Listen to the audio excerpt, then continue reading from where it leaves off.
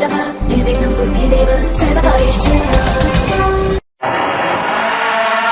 रात होती है तो हम एक दिया जला लेते हैं और उसी रोशनी में खुद को महफूज समझते हैं, मगर उस रोशनी के परे जो अंधेरा है वो अपने अंदर बहुत सारी कहानियां समेटे हुए है और इन्हीं कहानियों को आपको लेकर आता है रात के अंधेरे में।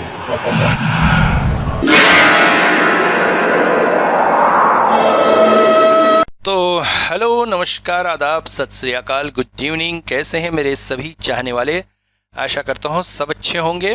भाई रईस भाई को तो गुस्सा आ गया।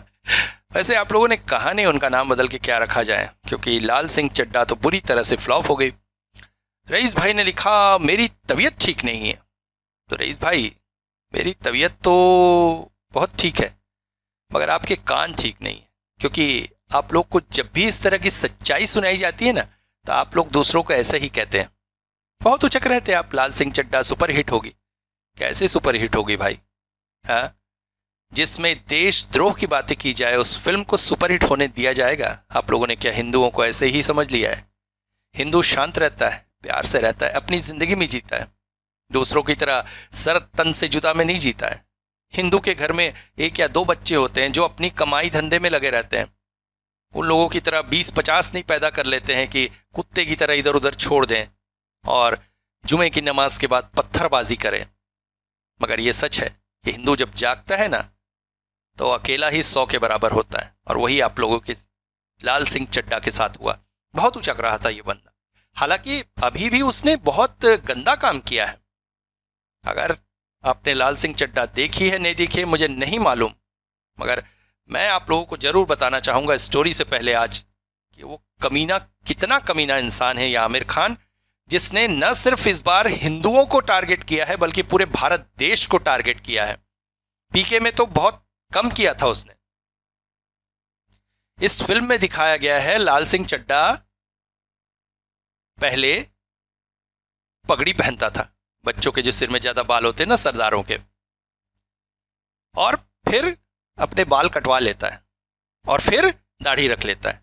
तो भैया एक बात अच्छी तरह से सुन लो, सिख जब बचपन में अमृत छकते हैं ना, उसके बाद वो अपने केश रखते हैं, और जो सिख एक बार केश रख लेता है ना, वो जीवन पर्यंत अपने केश नहीं कटवाता है। अपना जान दे सकता है मगर केश नहीं कटवाता है। हाँ, आजकल के ट्रेडिशन वाले कुछ लड़के जो है अपनी दाढ़ी की छटाई वगैरह कर लेते हैं, जैसा मेरा एक पहचान का एक सिख लड़का है जो करता है, मगर पूरी तरह से कभी नहीं कटवाता है।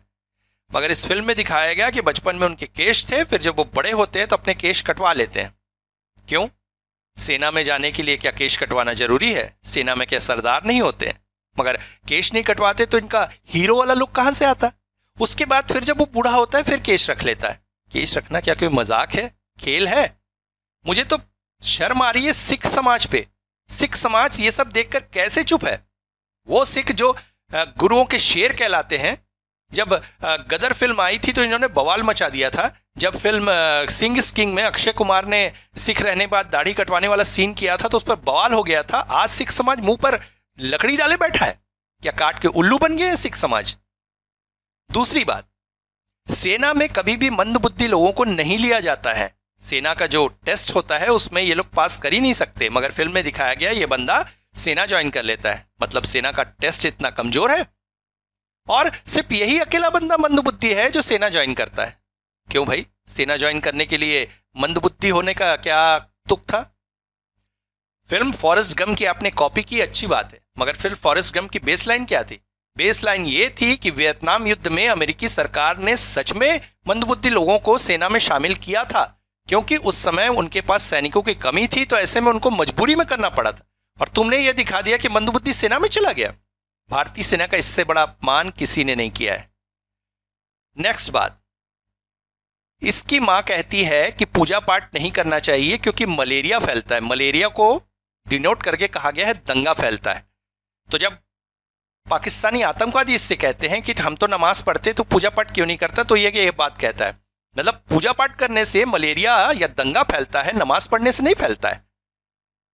यही फिल्म जब कल को टीवी पे आएगी और आपके घर के बच्चे, चाहे वो आपके बच्चे हों, आपके रिश्तेदार हों, वो जब देखेंगे तो वो तो यही सीखेंगे ना कि पूजा पाठ करने से दंगा फैलता है।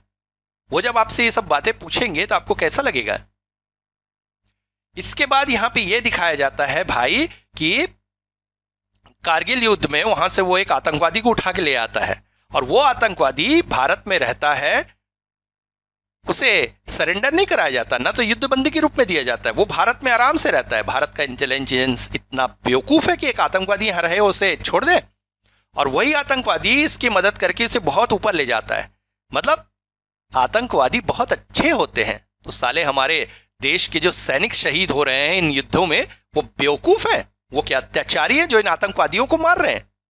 मतलब आतंकवादी अच्छे हो गए और हमारे सैनिक बुरे हो गए।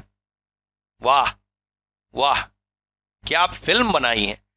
और उस फिल्म को देखने के लिए कुछ बेवकूफ जा भी रहे हैं और उसका विरोध नहीं कर रहे हैं। मतलब हद के जाहिल हैं वो लोग जो ये फिल्म देख रहे हैं। इस पर तो देशद्रोह का केस होना चाहिए और इसको बिल्कुल देश निकाला देना चाहिए। साला देश छोड़ के जाने की बात कर रहा था ना, देश निकाला दिया जाना चाहिए इसे। तो ये है मेरा रिव्यू लाल सिंह चड्ढा का। और एक बात मैं बता दूं, मैं किसी धर्म के खिलाफ नहीं हूं और मैं किसी धर्म के खिलाफ बोलता भी नहीं हूं। मैं भी एक एंटरटेनर हूं और आपने खुद देखा होगा कि मेरे यहाँ हर धर्म के रिलेटेड स्टोरीज ली जाती हैं। ठीक है, आप लोगों को तारानाथ वगैरह ज़्यादा पसंद आता है तो हिंदू तांत्रिकों की ज़्यादा कहानी है, मगर मैंने ईसाई धर्म पर भी कहानी बनाई है, मैंने जिन्नों भूतों पर भी कहानी बनाई है, मुस्लिम धर्मों पर भी कहानी बनाई है और तहे दिल से बनाई है। तो ऐसे में अगर कोई मेरे धर्म का या मेरे देश का अपमान करेगा तो भैया मैं तो खुल के बोलूंगा और उनके खिलाफ भी बोलूंगा जो लोग उसका समर्थन करेंगे, क्योंकि हम एक हैं और हमें एकता से रहना है। जब तक हम एक दूसरे का सम्मान नहीं करेंगे तो हमारे देश में एकता नहीं रहेगी। आप खुलेआम किसी एक जाति पर मजाक उड़ाएंगे, हंसेंगे और उसका समर्थन करेंगे और फिर देश में सेक्युलरिज्म चाहेंगे, और मेरे चैनल पर भी आपको सेक्युलरिज्म चाहिए और आप ये कहेंगे कि हम लोगों को कुछ मत कहो, जिसको बुरा लगता है वो अपने कान बंद कर लेना और आज से मेरी स्टोरी मत देखना। अरे वाह, क्या घर खरीदा है यार तूने, मां कसम, देख कर तो दिल बिल्कुल खुश हो गया। अरे बाहर से क्या देख रहा है, अंदर तो आ, असली बात तो अंदर में है, तब तुझे समझ में आएगा। दीपक जब अपने दोस्त सुजल के घर पहुंचा तो देखकर आश्चर्यचकित हो गया। सुजल ने एक पुराना सा ऐतिहासिक सा घर खरीदा था। भाई तेरे तो ठाठ हो गए हैं। घर के अंदर पहुंचकर दीपक और आश्चर्यचकित हो गया। दीवारों को छूकर उसने महसूस किया और कहा, ये क्या लकड़ी से बना है? हाँ, लकड़ी से ही बना है पूरा। माय गुडनेस यार, लकड़ी से बना इतना चौड़ी दीवार, हो माय, कहां से मिला तुझे इस घर का पता? हर एक पिछला मालिक बेचना चाहता था, पेपर पे देखा और बस। हाँ, मैंने भी यहाँ की कुछ हिस्टोरिकल जानकारियां निकाली हैं। ये तो एकदम राजप्रसाद जैसी चीज है। अरे बहुत कुछ है, चला बैठ तो फिर मैं बताता हूँ। दोनों आगे आकर बरामदे में पहुंचे। इसके बाद बैठक कमरा था। कमरे में जगह जगह पर अलग अलग तरह के पशुओं के कटे हुए सर लगे थे। सामान भी बेशकीमती था, काश्तकारी और कलाकारी का अद्भुत नमूना। बैठक के बाद एक लंबा कॉरिडोर था। दीपक उधर ही चला गया, जबकि सुजल बैठकर उसके आने का इंतजार करने लगा। वहां पर काफी कुछ जगह घूमने के बाद अचानक दीपक की नजर आखिरी वाली खिड़की पर पड़ी। वहां पर भी ठीक एक और कॉटेज बना हुआ था। वो लौटकर आया तो सुजल बोला, देख लिया, चला बैठ, पहले नाश्ता कर ले, फिर सब बताता हूँ। अच्छा, पीछे तरफ भी ठीक ऐसा ही एक कॉटेज है? हाँ मुझे पता है, मगर उसकी अभी साफ सफाई नहीं हो पाई है। असली में मेरे लिए इतना बड़ा जगह ही काफी है, इसीलिए धीरे धीरे काम करा रहा हूँ, वहां भी करवा लूंगा। अच्छा अब बता, ये सब कैसे हुआ? क्या बताऊं तुझे, तू तो जानता है कॉलेज पूरा करने के बाद मेरा बस एक ही सपना था, अच्छी नौकरी पाना और पिताजी को एक अच्छी जिंदगी देना। माँ को तो बचपन में ही खो चुका था, जो कुछ थे पिताजी ही थे। बड़ी परेशानियों के साथ उन्होंने अपनी खेती किसानी के जरिए मुझे पढ़ा लिखा कर बड़ा बनाया था, मगर किस्मत का खेल कि मुझे अच्छी नौकरी मिल ही नहीं रही। मैं बेहद परेशान हो गया और इसी में पिताजी को उस कैंसर के रोग ने ग्रसित कर लिया और धीरे धीरे वो दुनिया छोड़कर चले गए। मगर हाँ, जाने से पहले एक दिन अचानक मेरे पास आए और मेरे हाथों में एक फाइल पकड़ा दी। मैं चौंक उठा। वो बोले, बेटा, ये तुम्हारे दादाजी ने मुझे दी थी। तुम्हारे दादाजी गांव में स्कूल के प्रिंसिपल थे, मगर मैं उनका नालायक बेटा ही निकला। मेरा दिमाग पढ़ाई लिखाई में लगता ही नहीं था, इसलिए मैंने पढ़ाई लिखाई नहीं की। और तुम्हारे दादाजी इस बात से बहुत खफा थे, इसलिए मैं घर छोड़कर यहाँ चला आया और अब खेती किसानी करके तुम लोगों का लालन पालन किया। मगर एक दिन अचानक डाक से मुझे ये फाइल मिली और तुम्हारे दादाजी की एक चिट्ठी, जिसमें लिखा था कि ताउम्र मैंने उनसे बात नहीं की, मगर वो पिता हैं और अपनी सारी जायदाद मेरे नाम करके जा रहे हैं। मैंने गुस्से में इसे कभी उपयोग नहीं किया और एक संदूक में दबाकर रख दी। जिंदगी भर के लिए शायद मैं इसे भूल ही गया था, मगर अभी एक दिन अपने संदूक की सफाई कर रहा था और तभी मुझे ये फाइल मिली। मैं तो कुछ ही दिनों को मेहमान हूं, मगर मुझे लगता है इससे तुम्हारी जिंदगी थोड़ी संवर जाएगी। मैंने फाइल ले ली और जब फाइल खोलकर देखा तो हम दोनों ही बेहद निराश हुए। उसमें कुछ आलतू फालतू के कागजों के सिवा और कुछ भी नहीं था। पिताजी भी बेहद दुखी हुए। उन्होंने इसे दादाजी की दी सजा ही समझा। दादाजी ताउम्र उनसे खफा थे और जाते जाते भी उनका बहुत मजाक उड़ा गए। फिर अचानक ही पिताजी का भी देहांत हो गया। मैं समझ नहीं पा रहा था कि जिंदगी में मैं क्या करूं कि तभी एक दिन उस फाइल को देखते देखते मैं चौंक उठा। फाइल में बहुत सारे गैर जरूरी कागजात तो थे, मगर उसके बीचों बीच कुछ और कागज थे। असल में ये कुछ शेयर्स और बॉन्ड्स थे और जब मैंने उनकी कीमत पता लगाई तो करोड़ों में थी। क्या उस जमाने में शेयर्स और बॉन्ड्स? हाँ, दादाजी बहुत समझदार थे। उन्होंने ये शेयर्स और बॉन्ड्स खरीद के रखे थे और इतने सालों में इनकी कीमत करोड़ों में पहुंच गई। उन्होंने बड़ी ही समझदारी से रद्दी कागजों के बीच उसे रखा था ताकि फाइल अगर किसी को मिले भी तो कोई समझ ना पाए। पिताजी इसी निराशा के साथ इस दुनिया से चले गए कि उनके पिता ने उनके साथ धोखा किया, मगर उन्होंने धोखा नहीं किया था, अभी तो धोखे से बचाने का ही काम किया था। बस फिर क्या था, उन बॉन्ड्स को कैश करा के पैसे हाथ में आए तो शहर में एक बड़ा सा होटल खोल लिया, एक ज्वेलरी की दुकान खोल ली। बस नौकर सारा काम देखते हैं और मैं हिसाब किताब देख लेता हूं। शहर में एक बड़ा सा घर भी है।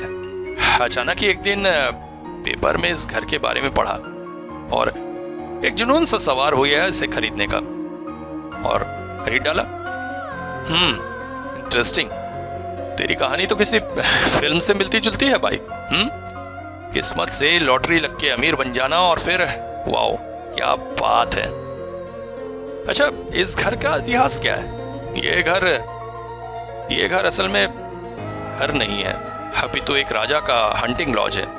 Hunting lodge? हाँ, यहाँ के जो राजा साहब थे वो बड़े प्रजा की सेवा करने वाले थे और पहले ये जगह छोटी सी जंगल सी थी और जंगल है तो जंगली जानवर भी हैं और कभी कभी शेर वगैरह गांव वालों पर आक्रमण कर देते। ऐसे में लोग राजा साहब के पास दुहाई देते हुए पहुंचते और राजा साहब अपने दल बदल नौकर चाकरों के साथ यहाँ आते और जब तक शेर का शिकार न कर लेते यहीं पर रहते। इस तरह से राजा साहब को एक जुनून सा चढ़ने लगा और तब उन्होंने इस बंगले को बनाया। अब बंगला अस्थाई था, इसलिए ईंट गारे के बजाय लकड़ी और लोहे की शीट से यह पूरा बंगला बना है। यहीं पास में मचान लगा के राजा साहब जानवर का शिकार करने के लिए इंतजार करते और नौकर चाकर यहाँ पर उनके लिए खाना वगैरह पकाते। धीरे धीरे राजा साहब को ये जगह अच्छी लगने लगी और शिकार के साथ साथ ये उनकी आराम गाह भी बन गई। समय समय पर वो यहाँ आते तो महफिलें सजती, खाना पीना, दोस्त यारों का आना, बाहर से नाचने गाने वालियों का बुलाना, और क्या बताऊं तुझे। ये जो पीछे तू कॉटेज की बात कर रहा है वो असल में इन्हीं नाचने गाने वाले लोगों के ठहरने की जगह होती थी और महफिल लगती थी यहाँ पर। वाओ, क्या स्टोरी है यार तेरी, मानना पड़ेगा। किस्मत हो तो तेरी जैसी और मेरे जैसी भी ऐसी जगह में रहने का मौका मिल रहा है। हाँ, ये बात तो सच है कि जगह बहुत अच्छी है, मगर सच बताऊं तो मुझे इस जगह पर थोड़ा सा अजीब भी लगता है। हाँ, वही मैं पूछने वाला था, भाई इतनी बड़ी जगह है तो अकेला रहता है, डर वर नहीं लगता है? तभी अचानक दरवाजे के पास एक बूढ़ा व्यक्ति आकर खड़ा हुआ। मालिक, रात को क्या खाएंगे बता देते तो। अरे हाँ, देखिए हरी काका है, ये यहाँ की केयर टेकर हैं। इसके साथ एक शांति बाई भी है, दोनों मिलकर खाना वगैरह सब यहीं करते हैं। क्या खाएगा? कुछ भी, मुझे तो सब कुछ चलता है। अच्छा हरी काका, एक काम करो, मटन और रोटी बना लो, क्यों, ठीक रहेगा? अरे गजब यार, सच बताऊं तो ट्रेन में सब उल्टी पुल्टी चाय और ये सब खाकर ना मुंह सड़ गया। पहले तो तूने जो नाश्ता कराया इसने दिल खुश कर दिया, और अब रात का खाना, आहा। हरी वहां से चला गया। इसके बाद दीपक फिर बोल पड़ा, अच्छा तू डर की बात कर रहा था? हाँ, असली में ये डर आया मेरे मैनेजर शशि प्रसाद और उनके साथी रवीन के आने पर। वो यहाँ पर अक्सर आते रहते हैं, किसी खास हिसाब किताब दिखाना हो या साइन लेना हो तो। उस बार भी वो आए हुए थे। दिन भर काम धाम करके हम सभी रात को सो रहे थे कि अचानक उनके चीखने की आवाज से हम सब सहम उठे, और जब दौड़कर उनके कमरे में गए तो कमरे के एक कोने में खड़े होकर वो थर-थर कांप रहे थे। मैंने उन्हें थोड़ा शांत किया, उनके चेहरे पर जल छिड़का तो वो थोड़ा सामान्य हुए। मैंने उनसे पूछा, क्या हुआ था? सर थोड़ा पानी दीजिए। हरी काका, पानी? हाँ, सुजोरिया लीजिए। पानी पीने के बाद जब वो और सामान्य हुए तो वो बोले, सर इस घर में डायनी है सर, डायनी है। क्या बात कर रहे हैं आप? आज के युग में ऐसी बातें? सर मैं भी ये सब को नहीं मानता सर, मैं भी आपकी तरह विज्ञान सम्मत जीवन जीता हूँ, मगर अभी मैंने जो देखा उसे मैं भूल नहीं सकता सर मैंने डायनी देखी है सर, देखी है। खोल के बताइए अब क्या हुआ है? रात को मैं सो रहा था, अचानक बिस्तर के कोने पर हाथ पड़ा तो कुछ ठंडा सा अनुभव हुआ। मैं चौंक पड़ा। तभी अचानक किसी के सांसों की आवाज सुनाई दी और मैं घबरा कर जाकर जैसे ही कमरे की लाइट जलाई तो आप विश्वास नहीं करेंगे सर, आप विश्वास नहीं करेंगे। यहाँ पर मैंने उसे बैठे देखा, मेरे बिस्तर के ठीक बगल में चित लेटी हुई थी वो। फिर उठकर बैठ गई। उसके यहाँ बड़े बड़े बाल पूरे बिस्तर में फैले हुए थे। उसका वो भयानक चेहरा सर मैं नहीं भूल सकता कभी। चेहरे से जैसे मांस के टुकड़े गिर रहे थे। अचानक वो खिलखिलाकर हंस पड़ी। देना थोड़ा खून देना, बहुत प्यासी। अभी सोए तेरे दिल की धड़कन सुन रही थी। बहुत खून है तेरे शरीर में, देना थोड़ा खून देना। मैं घबरा उठा सर और मैं चीख पड़ा। तभी आप लोग यहाँ आ गए। हाँ, और वो जैसे गायब हो गई। तभी अचानक हरी उसके बेड के पास गया और आश्चर्यचकित हो बेड से कुछ उठाकर लाया। मैंने जब उसे देखा तो देखकर मैं भी कांप सा उठा था। वो किसी औरत का बाल था। हरी बोला, बाबू ये गलत नहीं कह रहे हैं, देखिए लगता है सच में इस घर में डायनी है। और तभी मैनेजर चीख उठा, अरे रवीन कहाँ गया सर? रवीन वो तो मेरे पास वाली खाट पे सो रहा था। अभी तक हम लोग सचमुच रवीन के बारे में कुछ भी नहीं सोच रहे थे। फिर तुरंत ही उसकी खोजबीन शुरू की। यहाँ से थोड़ी दूरी पर एक नदी है। नदी के ठीक पास रवीन बेहोश हालत में पड़ा मिला था। ये नदी पीछे वाले क्वार्टर से ज्यादा दूर नहीं है। उसे जब होश में लाया गया तो उसे खुद पता नहीं था कि वो यहाँ कैसे पहुंचा। मगर हाँ, सबसे आश्चर्यजनक बात थी कि उसकी पीठ पर बहुत से नाखूनों के निशान से थे और गले पर चाबने के निशान थे। डॉक्टर के पास ले जाया गया तो उन्होंने कहा कोई जंगली जानवर उन्हें ले गया था और शायद उसी ने ये सारे निशान दिए। किस्मत थी कि वो बच गया। उसके बाद फिर तो कोई घटना नहीं हुई, मगर सच में उस दिन की घटना क्या थी मुझे कुछ समझ में नहीं आ रहा। अरे क्या हो गया यार, तेरे मैनेजर के मन का डर होगा और क्या। पर अब एक बात कहूं, ये जो पीछे वाला कॉटेज है ना, उधर जाने में मुझे कुछ डर सा लगता है। मजदूर वहां काम करते रहते तो एक दो बार गया हूं, पर अजीब सी सेरन सी होती है, दम घुट रहा ऐसा लगता है। ना यहाँ रहते रहते फोबिया का शिकार हो गया और कुछ नहीं। अरे आज के जमाने में ये सब कुछ होता है क्या। इसके बाद एक दो दिनों तक वो गांव घूमते रहे। फिर अचानक एक दिन दीपक बोला, अच्छा मैं कंप्यूटर पर इस घर की हिस्ट्री के बारे में पढ़ रहा था। एक चीज बड़ी अजीब है, इस घर के पुराने मालिक और तेरा नाम एक जैसा है। और एक और बात थी भाई, मुझे ऐसा लगता है मैं उस कॉटेज में एक रात रहना चाहता हूं। देखो तो राजप्रसाद के वहां रहना कैसा लगता है। सुनकर अंशुमन चौंक उठा। अरे क्या कह रहा है तू? वहां तू रहेगा? अरे वहां पर अभी ठीक से सफाई नहीं हुई है, लाइट नहीं है, पानी नहीं है, ये सब पॉसिबल नहीं है। और देख मुझे थोड़ा डर ही लगता है। हाँ, तू एक दो दिन के लिए यहाँ घूमने आया है, अगर तेरे साथ कोई मुसीबत हो गई तो। अरे कुछ नहीं होगा यार, तेरे मन में ना बस डर बैठ गया है। मैं ये सब चीज से नहीं डरता। बस थोड़ी सी सफाई करवा दे, रात को थोड़ी लालटेन मोमबत्ती वगैरह की व्यवस्था करा दे और पानी की व्यवस्था करा दे। ऐसे मजेदार जगह में एक रात बिताने में ना कसम से मुझे मजा आ जाएगा। देख भाई, मुझे कुछ सही नहीं लग रहा है। अरे ऐसा कुछ नहीं है, तू व्यवस्था करा तो बस। मजदूरों को अभी कुछ दिन की छुट्टी दे दे, मैं वहां रहकर देखना चाहता हूँ। कुछ देर सोचने के बाद अचानक अंशुमन बोला, अच्छा ठीक है, काम करते हैं, तुझे मैं अकेले नहीं छोड़ सकता, मैं भी तेरे साथ चलूंगा। ओ माय गॉड, क्या कह रहे तू? ये तो मेरे दिल की बात थी। चल दोनों दोस्त मिलकर वहां को एक्सप्लोर करेंगे। अरे मजा आ जाएगा यार, दो लोग रहेंगे तो फिर किस बात का डर। इसके बाद अंशुमन हरि काका के पास जाकर बोले, हरि काका पीछे वाले क्वार्टर को थोड़ा साफ सफाई करवा दीजिए और लाइट वगैरह की व्यवस्था करा दीजिए। मैं और दीपक 2 दिन वहां रहेंगे।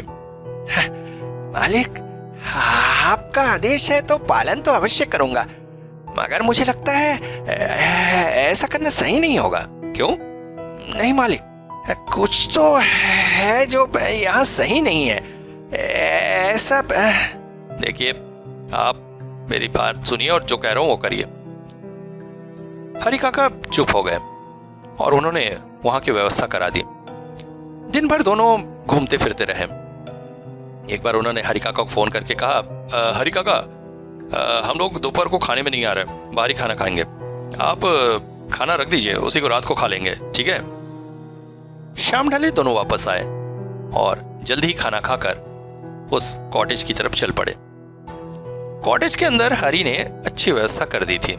2 लालटेन, मोमबत्तियां, पानी वगैरह सबकी व्यवस्था थी।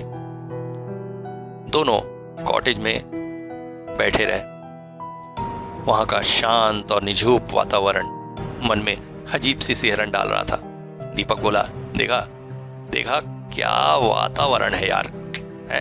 अगर यहाँ नहीं आते तो ये मजा ले पाते। हाँ तो सही कह रहा है, मुझे भी बड़ा अच्छा लग रहा है। मुझे तो ऐसा लग रहा है मैं कोई राजा हूँ और हाथ में हुक्का लेकर यहाँ बैठा हूँ और नर्तकी यहाँ पर नाच कर रहे हैं। बस थोड़ी सी गलती हो गई तुझसे, ये उनकी रहने की जगह मेरे भाई, नाचने की जगह नहीं है। नाचने की जगह तो वो है जहां हम थे। इसके बाद रात का वातावरण उन्हें बहुत अच्छा लगने लगा। अजीब अजीब तरह की और विभिन्न तरह की बातें करते हुए दोनों को कब नींद आ गई उन्हें पता ही नहीं चला। अचानक नींद खुली एक धड़ाम की आवाज के साथ, और दोनों जब घबरा कर उठे तो उन्होंने पाया कमरे में धूल फैली हुई थी। अरे क्या हुआ? लगता है भूकंप आया है। हाँ भूकंप? हाँ देखना, चारों ओर इस तरह से धूल फैली है। चल चल जल्दी से यहां से बाहर से चलते हैं। अभी वो बाहर जाने की कोशिश कर ही रहे थे कि अचानक ही दीपक एक तरफ देखकर खड़ा रह गया। अरे चल जल्दी, ये लालटेन का तेल भी खत्म होने वाला है। रुक जा, पहले देख, इधर देख। और जैसे ही अंशुमन ने उधर देखा वो भी आश्चर्यचकित हो उठा। सामने कमरे की एक दीवार गिर गई थी और उससे एक सुरंग जैसी रास्ता दिखाई दे रहा था। ये क्या है? सुरंग? ये कहां जाता है? वही तो मैं देखना चाहता हूं। चला देखते हैं। हे पागल हो गया क्या मेरे भाई? देख देख, मुझे लगता है कुछ ना कुछ गड़बड़ है। नहीं तो सोच, अगर ये दीवार हम लोगों पर गिरती। नहीं गिरी ना, यही तो खास बात है। तो तू जरा गौर से सोच, दीवार अगर हम लोगों पे ऊपर गिरती तो हम लोगों का बचना मुश्किल था, मगर हम लोगों ऊपर नहीं गिरी। और ये दीवार इस तरह से कमजोर है और इसके पीछे ये कमरा है, ये बात किसी को भी पता नहीं चली। इतने दिनों से मजदूर काम कर रहे हैं, क्या उनके सामने ये दीवार नहीं गिर सकती थी? मगर गिरी किनके सामने? हमारे सामने। मतलब किस्मत हमें कोई इशारा कर रही। हो सकता है इस सुरंग के अंदर राजा का कोई गुप्त धन हो। एक बार लॉटरी तो तेरी लग चुकी है, दोबारा भी लग जाएगी मेरे साथ। हाँ, उसमें से कुछ कमीशन मुझे भी दे देना भाई। और वैसे भी राजा रजवाड़ों के घरों में ऐसे गुप्त धन छुपाने की जगह होती ही है, और आज किस्मत खुद उसे खोल कर हमें दिखा रही है। और तू यहां से चले जाना चाहता है? देख थोड़ा सोच ले भाई, कुछ गड़बड़ ना हो जाए। अरे छोड़, तो उस लालटेन का तेल इसमें डाल और चल नीचे चलते हैं। दोनों धीरे धीरे उस सुरंग की ओर आगे बढ़ने लगे। आगे जाकर एक खूब सा अंधेरा दिखाई देने लगा। उन्हें समझ में आ गया सुरंग आगे जाकर मुड़ रही है। दोनों धीरे धीरे उतरने लगे। जमीन पर मिट्टी की सीढ़ियां बनी थी, और जब अंतिम हिस्से पर पहुंचे तो वहां पहुंचकर वो आश्चर्यचकित हो गए। सामने एक खंबा जैसा कुछ था जिसे कपड़े से लपेटा गया था। अंशुमन बोला, देख मुझे कुछ गड़बड़ लग रहा है। ये यहाँ कोई गुप्त धन नहीं है, ये लाश छुपाने की जगह है। सामने देख, वो किसी की लाश है। हाँ, मैं भी देख रहा हूँ, और मैं भी आश्चर्यचकित हूं कि लाश यहाँ क्यों छुपाई गई। दूसरी बात यह भी है कि पुराने जमाने के राजा रजवाड़े अपने दुश्मनों से बचने के लिए इस तरह के कमरे बनाते थे। इस कमरे का एक दरवाजा बाहर की ओर जरूर खुलता होगा, पहले उसे खोजते हैं। इसके बाद दीपक दीवार पर और कोई ऐसी फूली हुई जगह खोजने लगा, मगर निराशा ही हाथ लगी। फिर बोला, चलो, मतलब इस कमरे से बाहर जाने का एक ही रास्ता है। अब ये क्या है? मुझे लगता है इसे इस तरह से रखा गया है ताकि लोग भ्रमित हो और इसके अंदर वो गुप्त धन होगा। चल जरा देखते हैं, कहकर उसने इस कपड़े को फाड़ दिया। मगर कपड़ा फाड़ते ही जो कुछ सामने आया वो उसके लिए और अंशुमन के लिए आश्चर्यजनक था। वहां पर एक ताबूत से था जिसमें एक लाश रखी हुई थी। लाश आधी सड़ी गली थी, चेहरे के कई हिस्से लटक रहे थे, सिर से खोपड़ी दिख रही थी।